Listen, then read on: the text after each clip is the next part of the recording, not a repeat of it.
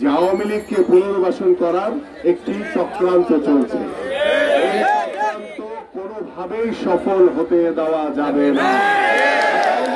গত 17 বছর এই স্বৈরাচার আওয়ামী লীগ সরকার আপনার আমার এদেশের সাধারণ মানুষের উপরে যেভাবে জুলুম, নির্যাতন, নিপীড়ন চালিয়েছে, যেভাবে মিথ্যা মামলা দিয়ে আমাদের হাজার হাজার লক্ষ নেতা কর্মীদেরকে হয়রানি করেছে, তাদের পরিবারকে হয়রানি করেছে এবং গত 17 বছরে আমাদের বহু ভাইদেরকে গুম করেছে, হত্যা করেছে এবং গত জুলাই আগস্টে আমাদের ছাত্র ভাইদেরকে, আমাদের বিএনপি নেতা কর্মীদেরকে, সাধারণ মানুষকে তারা গুলি করে হত্যা করেছে।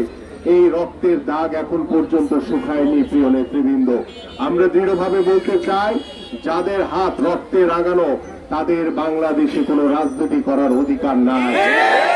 কোনোভাবেই রাজনীতি করতে দেওয়া যাবে না, কারণ তারা আওয়ামী লীগ, তারা স্বৈরাচার।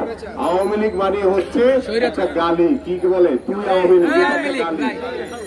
এবং স্বৈরাচারের স্থান বাংলাদেশের মাটিতে হতে পারে না। বাংলাদেশের জনগণ কখনো এটা মেনে নেবে না।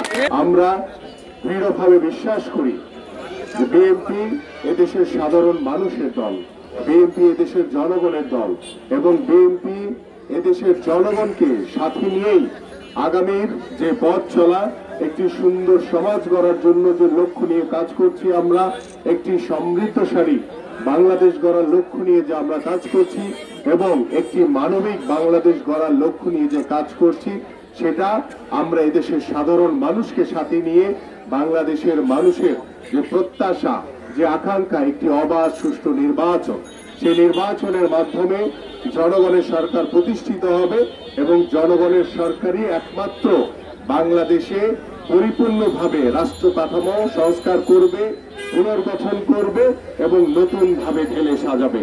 আরেকটি বিষয় বলতে চাই যে আমরা ইদানিং দেখছি বিভিন্ন সামাজিক যোগাযোগ মাধ্যমে, আমরা সতর্ক থাকবো, ঐক্যবদ্ধ থাকবো, ইনশাআল্লাহ ঐক্যবদ্ধভাবে এদেশের সাধারণ মানুষকে নিয়ে আমরা একটি মানবিক বাংলাদেশ গড়ে তুলব। সবাইকে ধন্যবাদ। বাংলাদেশ জিন্দাবাদ, বাংলাদেশ জাতীয়তাবাদী দল বিএনপি জিন্দাবাদ।